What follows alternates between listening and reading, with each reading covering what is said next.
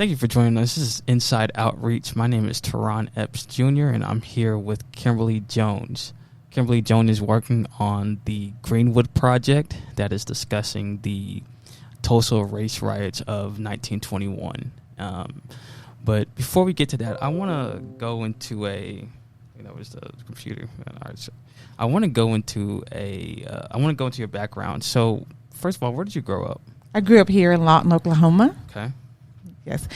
And I, elementary, junior high, part of my high school, and then came back for my senior year at MacArthur High School. I graduated from MacArthur High School. Okay.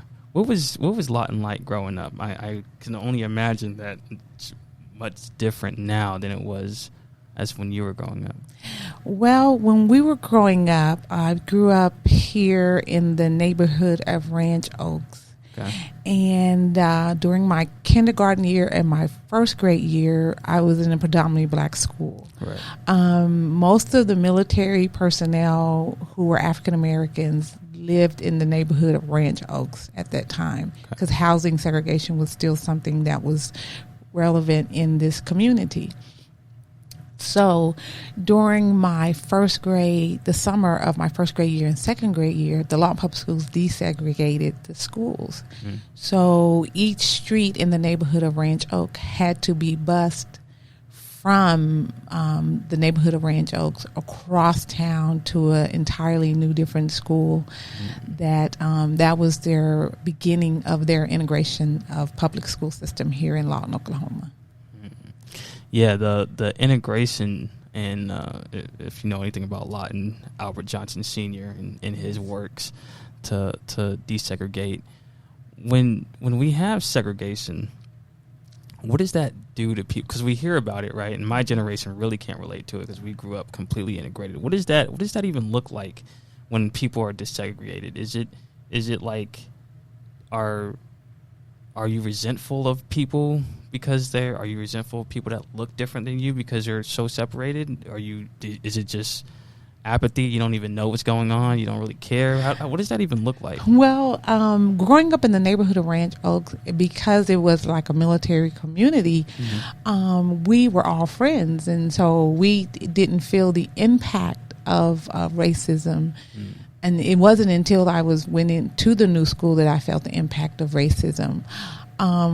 We were not quite prepared. Being so young, going into the second grade, wasn't really prepared for some of the things that I would have to experience at the new school. Yeah. But when you're young and you're growing up around friends, you don't have that much, communication about it because you just know your friends and you're having fun. Right.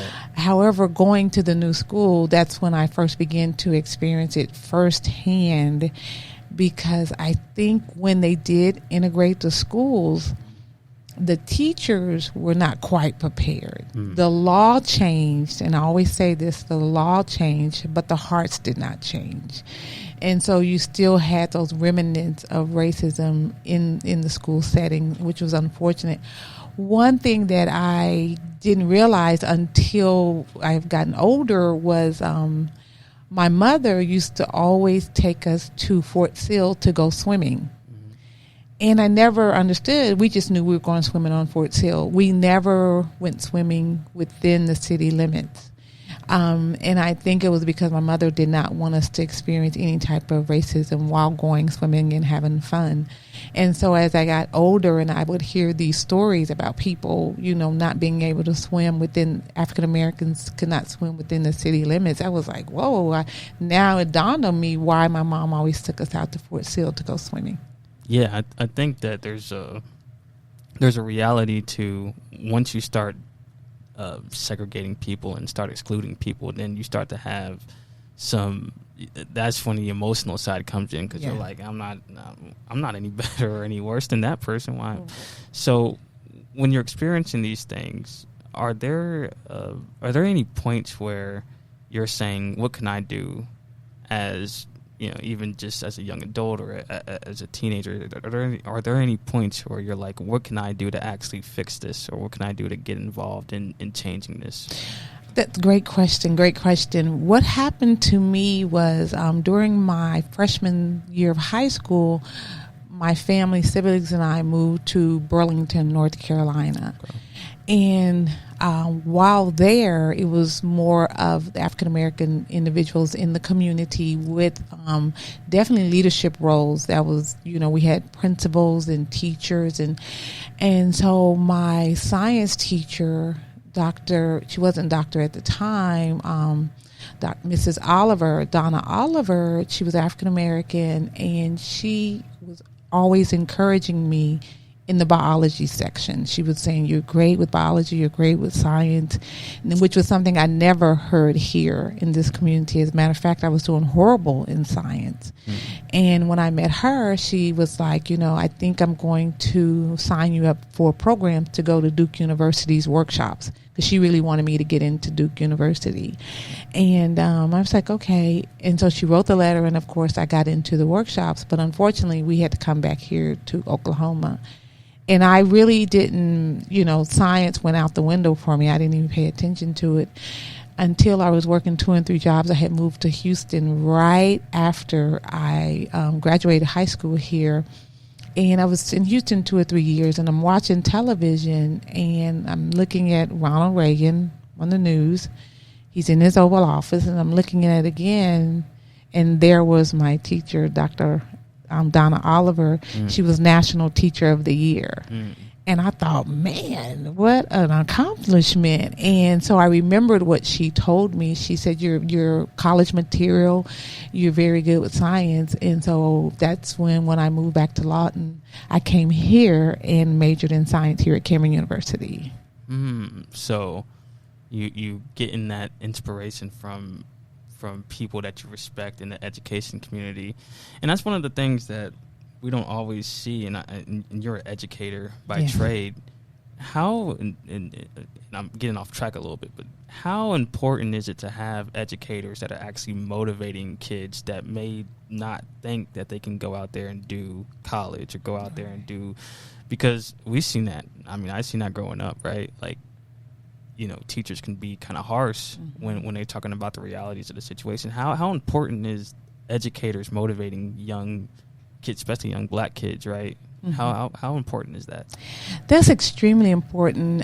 I don't think I would have majored in science or biology or went to college if it were not for she's doctor now, and Mrs. Oliver, because she was encouraging. And she, even the principal there, who was Mr. Freeman at the time at Cummings High School in North Carolina, they were always encouraging us. They, even when we got into trouble, they would kind of, hey, you're better than that. You can conduct yourself in a more reasonable way.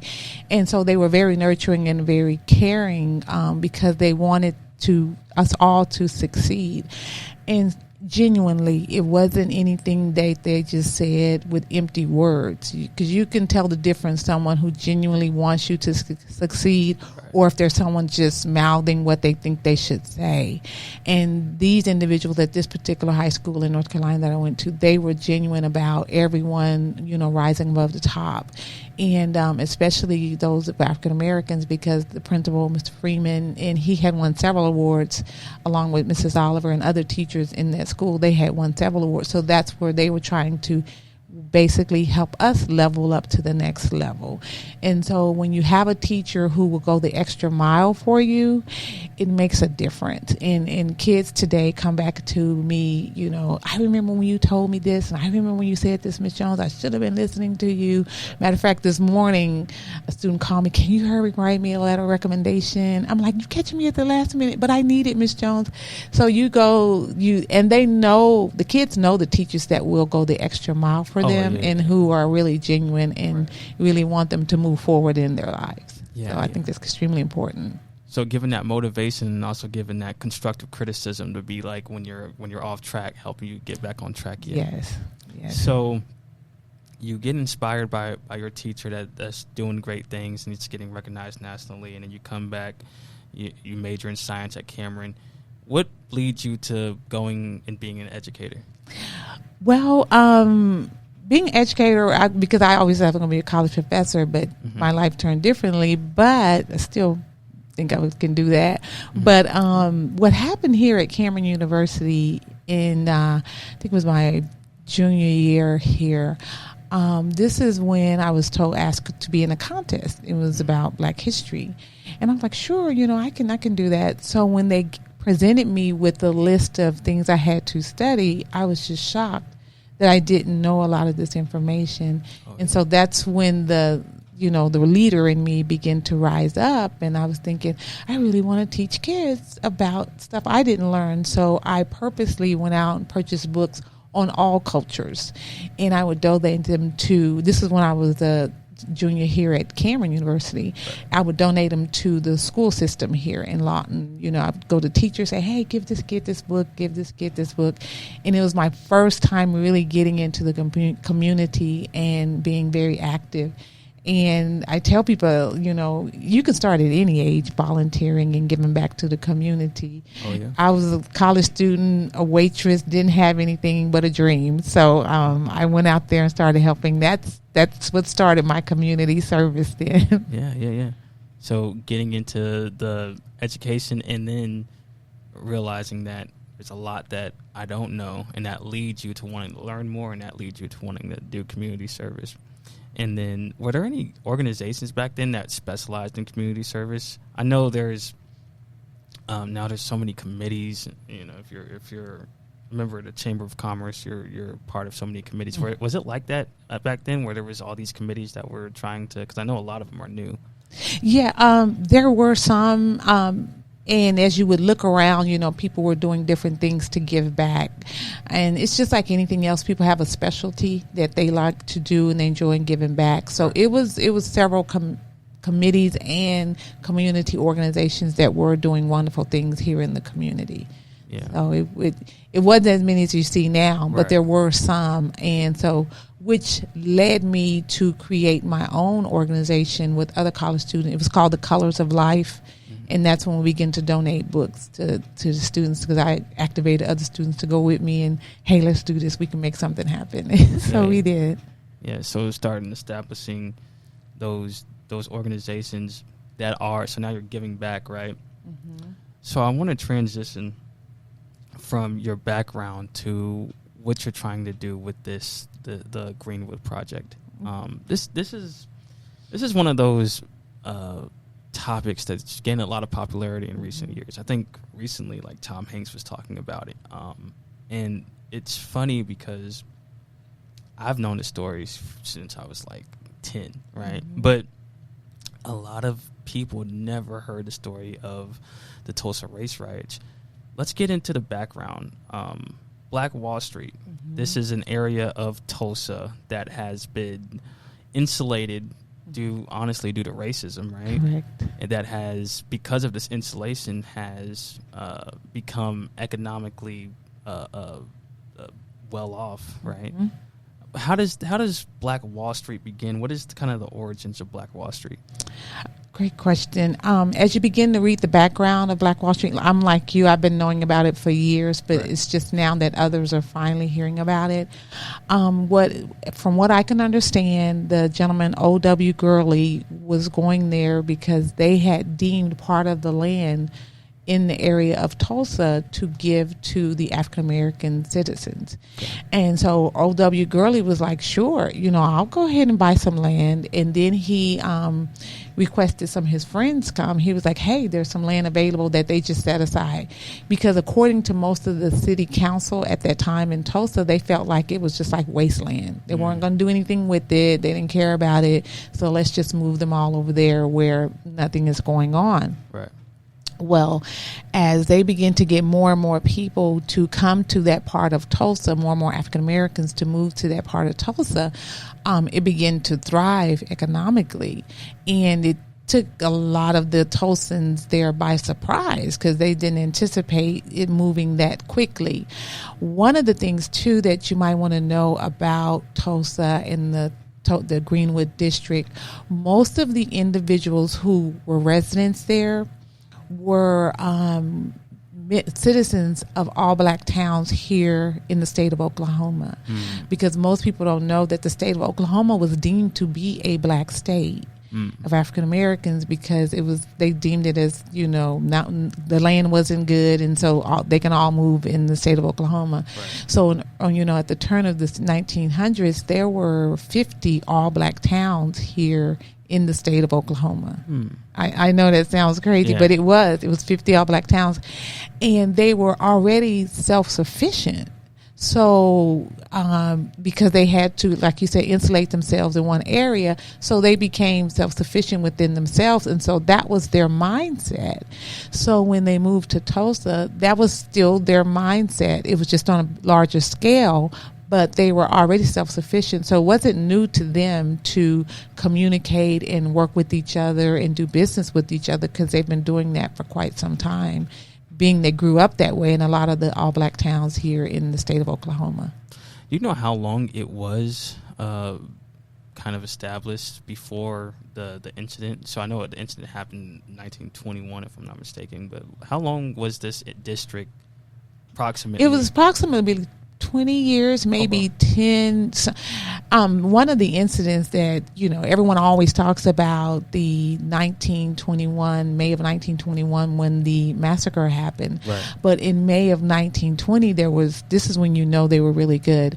There was a convention there of African Americans who were in the medical profession, and they were from the state of Oklahoma. Oh, wow. So it was this huge convention there, and it had to be something else because they had the hotels to accommodate these individuals. They had the restaurants. They had the transportation. They had the entertainment.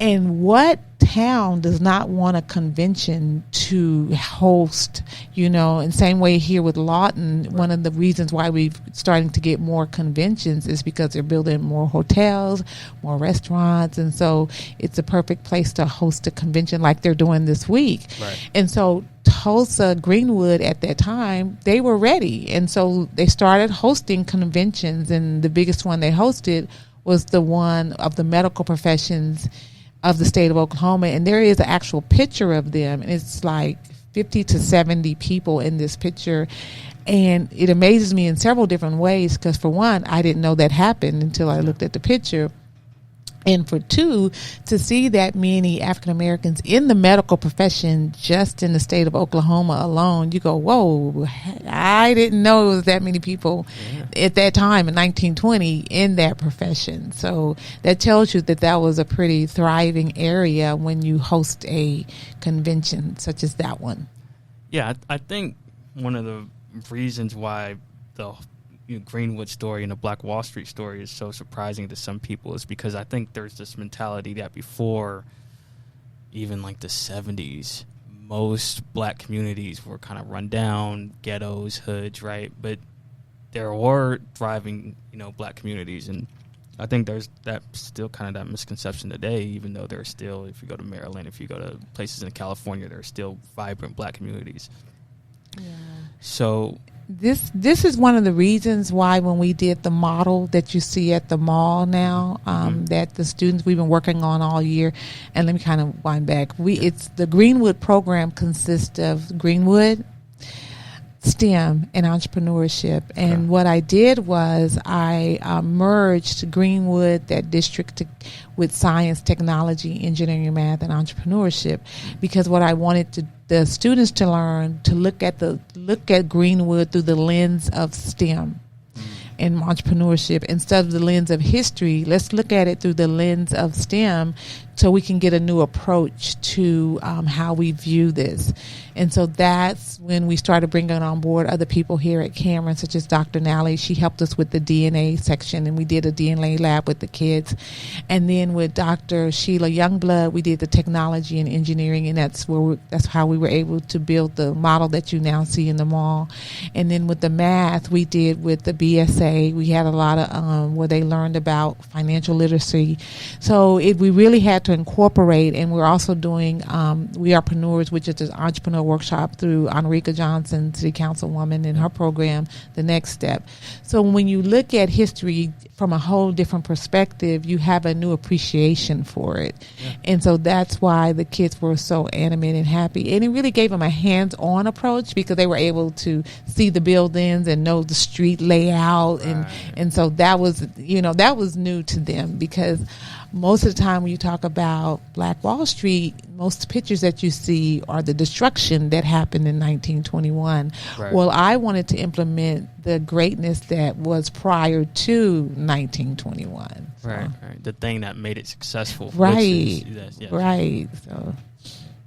So, I'm a history buff, so I got to go to the history. I don't know everything about it. Okay. So my understanding of the thing that started the massacre. Right. I've heard so many different stories, but something happens between a black man and a white woman in the elevator. That's what I've heard. Yes. That one is that is the story. Mm-hmm. That the young lady, she was an elevator operator, and the young man went to this building because he couldn't go to any other building to use the restroom. And so he went into the building, and as he was getting off the elevator kind of jerked, and he kind of moved forward, I guess trying to catch his balance before he fell. Mm-hmm. And so she screamed, and so she said it was fine. She said, no, nothing happened. It was another lady who was sitting in the room where the elevator was opening the door. And so she went and told someone else that, he attacked her.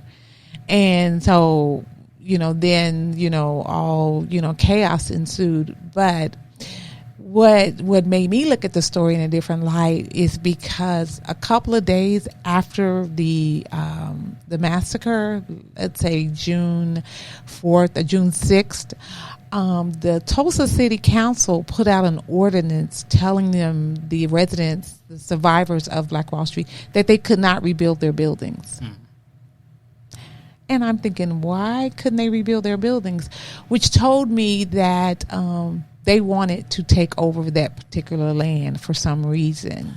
So it was to me, the story of the guy in the elevator and the girl, it was like a reason for them to hold destruction. Right. And to justify why they're burning it up. Because when you look at the backstory of all that, you go, why didn't they want them to rebuild their buildings? Right. They were trying to get that property. The city was to do other things with it. And they were still bothered by the success of that particular area as well. So it was other motivations going on there, with the exception. You kind of get it, because I'm thinking, why would they put out an ordinance that fast?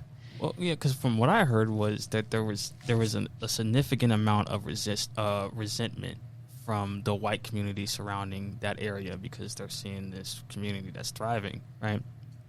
And this community that's thriving, maybe even doing better than some of their communities, right? So it's like you build that resentment, then you have, the city saying we can use that land for the. So there's. I don't want to make it seem like the thing that started it was because there's definitely a deeper motivations when it comes to that. To me, they had a hidden agenda, which was to get them all off the property so we can do other things, And when you read the backstory, you kind of go, okay, I see why this happened. And when they put out that ordinance that they could not rebuild, or it was making it difficult for them to rebuild, there was two things that happened that a lot of people don't understand, and you might like this as history. There was a gentleman by the name of Dr. A.C. Jackson, and he was one of the best surgeons here in the state. I mean, in the nation. He was African American. He was one of the best in the nation. He was killed during the massacre. So remember the organization I told you about, the medical professions? He was part of that profession. Okay. Well, when his friends from around the nation heard of his demise, of being killed, they decided to collect money and send it to the state of Oklahoma, to the black community, Black Wall Street. Well, they were all the friends from around the nation were sending money for Black Wall Street to be rebuilt. Well, because that ordinance was out, they could not rebuild. So there was a lawyer, an attorney there by the name of B.C. Franklin. He was from an all-black town here in Oklahoma called Reedensville, and he took the city council to court because he said there's no way we are going to give up this land, and what they're doing is illegal. He took them to the Oklahoma Supreme Court, and attorney B.C. Franklin won his case. That was the only reason why they were able to go back and rebuild, because B.C. Franklin took that to court. And so they used that money to rebuild Black Wall Street. After the money that A.C. Jackson's friends raised, they used that to rebuild Black Wall Street. And that's a good history thing that you probably didn't know. No, I didn't know that. Yeah. Man, it's such a deep story. Yeah. What is the legacy of that area, the Greenwood district? Because we see this in history a lot, right? Like, you'll have a historic moment, but is there a follow through? Did the Greenwood district ever get rebuilt and kind of reinstated as that Black Wall Street area? It did get rebuilt, like I said, through the finances of Dr. A.C. Jackson's friends, and then because of B.C. Franklin, pushing forward. Right. It did get rebuilt.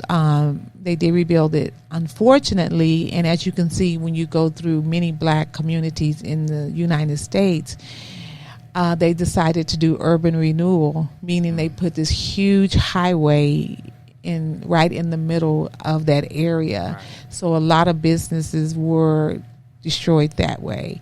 And when you think about it, if you go travel the United States and you see these major highways, most of them are in black communities. And they call it urban renewal, but, you look at it and you might think a little differently, because what happens is a lot of African Americans have to uproot their businesses or their homes in order to, it's called eminent domain, right, to get that property so they can build those highways right through them. And that happens a lot. Yeah, it's sad. So I have not been there present day, so I'd be interested to see what it looks like. But you'll see. I can't imagine that a situation like this. I mean, this, we only have so much time when we're podcasting and when we're talking about it on social media and YouTube videos. But this is a significant event. It's very significant in the state of Oklahoma, and very significant in the African American community in history, right? But why was this one of those events? And we see this throughout, like if we're talking Detroit, the Algiers Hotel incident, if we're talking, there's tons of incidents that are big, significant incidents that nobody really talks about. Why is the Tulsa race riot one of those stories that just doesn't get really brought up that much? Well, if you listen to some of the interviews and documentaries of individual survivors of that massacre, it was like they could not tell the story. And if you listen to them, it was kind of like they were told not to tell that story. And it's really crazy because they were kind of silenced. This silence, do not tell the public what happened here in the state of Oklahoma. And so a lot of them were silenced. And if you go back and look at some of the interviews of some of the people, they tell you that they told them, do not tell this story. Don't let this story get out about Oklahoma. And I remember recently listening to the mayor.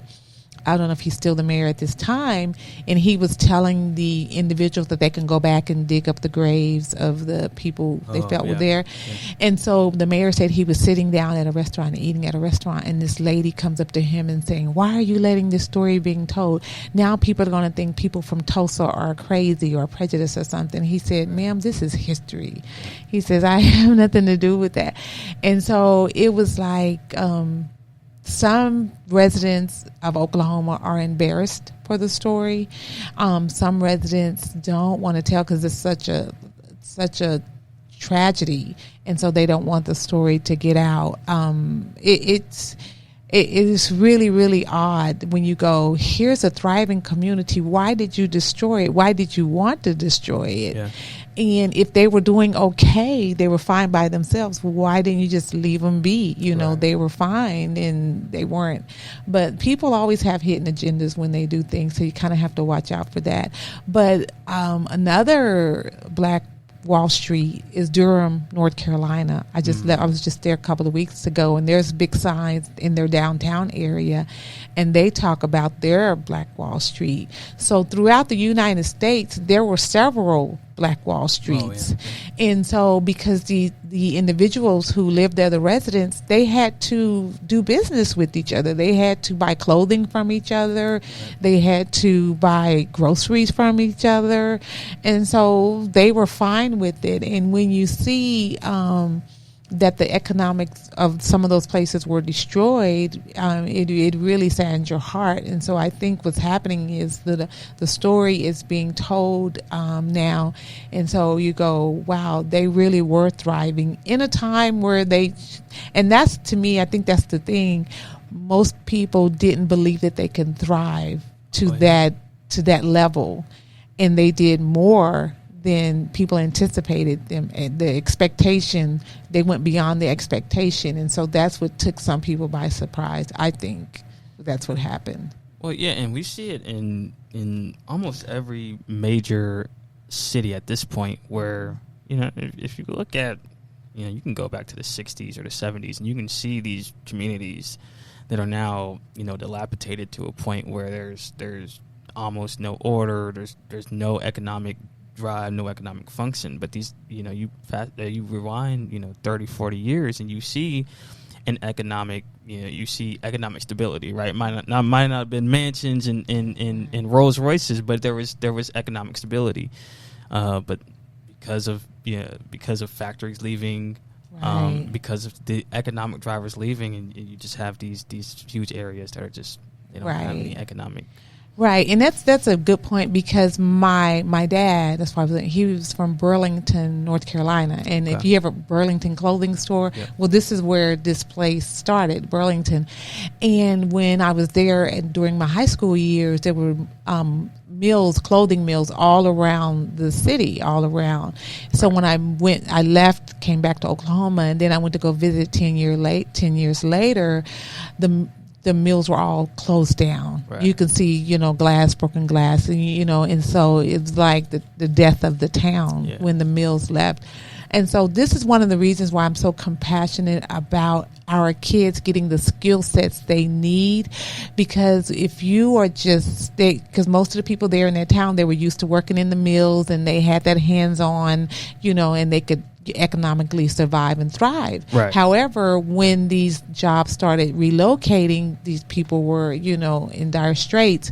So it's important that we, as the adults, begin to equip the younger generation to prepare them for the workforce in the future. And so that's why I'm so passionate about STEM and entrepreneurship and merging these together, because I want to make sure our kids are equipped to go into the workforce ready and prepared to become economically stable. Yeah, me and the mayor talked about that when we had our podcast. Was, you know, we have to figure out a way to get people into the new jobs and the jobs of the future, and because if you know, there and we see it here in the Midwest a lot. When you see factories leave in these Midwestern towns, they die because that. So in order for us to adapt to a changing economy and a changing environment for work, we have to go into different work fields. How do you think we get more kids? And this is not even a race or how do we get more kids into jobs that are going to be the economic drivers of the future, the STEM jobs, the engineering, the software developer? Okay. How do we do that? We have to plant that seed early, elementary school, because some kids are intimidated by those classes. Right. And so they're like, I'm not taking that class. That class is too hard. And me being a science teacher, I'm not taking your class, Ms. Jones. It's too hard. I'm thinking, oh, no. Yeah. But we have to introduce it to them early. And that's why I really had a great appreciation from Cameron University's engineering department, because when we brought our kids, and the kids became interested in engineering. Right. So if we light that fire early, then they won't be intimidated during junior high, middle school and high school years to take those courses that's going to equip them. So we have to create an opportunity for them. Yeah. And that's what, as leaders of the community, I'm beginning to see that we're like, okay, we need to create an opportunity so we can put them in the spaces of science, technology, engineering, and math, and entrepreneurship. So as the adults, we have to move that forward because, they're not sure. So let's introduce them. So I was really surprised at how they gravitated to engineering so well. And I thought, great, because engineering is such a huge field. Yeah. They can go into any field of engineering that they wanted to. So this is why we as the adults have to create that opportunity for the kids. Yeah. And how, when you look at the future jobs, and we're all over the place with this episode, but that's all right. When we look at the future of jobs, we have engineering, and are there places that people can go where they can have some real good job security that isn't engineering or being a science? Because I know if my only chance was engineering, I'm not gonna make it. So it's. Are there other places other than not in the STEM field, but not the engineering, the software developers? Are there other things for people? Yes, I think social media, such as what you're doing now, I think that is an era that the kids, that social media space, that kids really gravitate to because they're familiar with it, using their phones, TikTok, Instagram, and all those things. They begin to create, such as you during the podcast. Right. So it's like they're being creative, creating spaces that they can go into that will help them thrive. And what happens is they go into these spaces, which is great.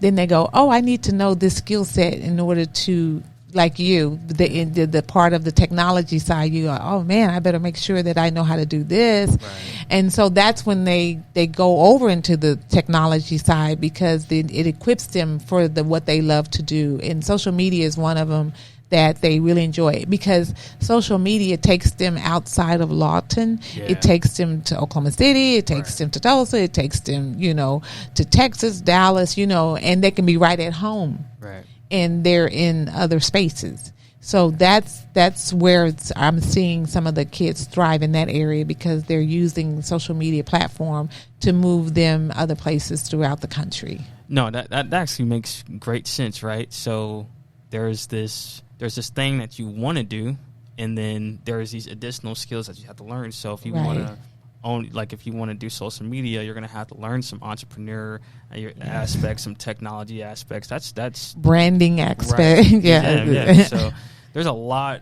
Yeah, I didn't even think about that, but that's a great way, I guess, to introduce people to skills that, because if it's something you like, the adjacent stuff, that's easy. That's a couple hours on the weekend. I'll have to learn that. So that's good.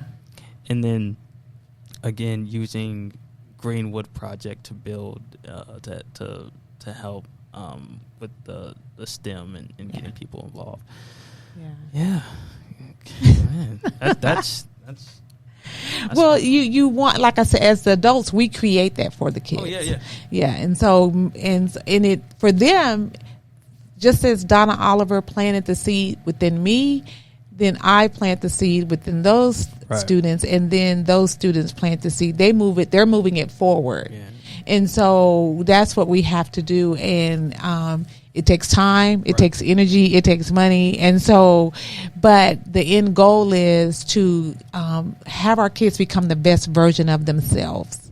And that's what you want. And when they become the best versions of themselves, then the city of Lawton becomes the best version of itself.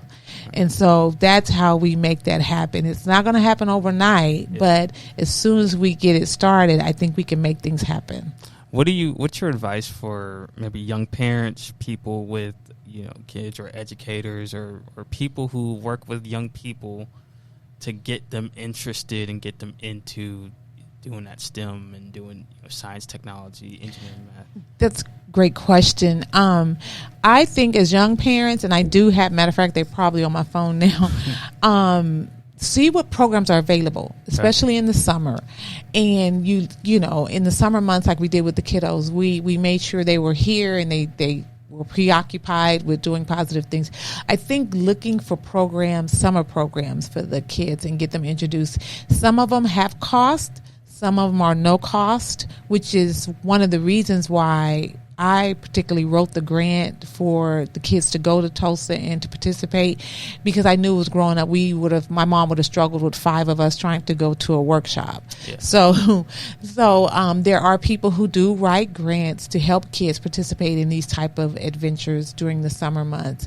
And if you were to inquire about if a parent sees a workshop that a kid really could attend, they can call and see if they have places where they will have it. Someone will come and give them a scholarship to attend that particular workshop. Just because you see the price, you go, oh, no, that's too much. We can't afford it. We'll call the people and say, well, do you offer scholarships?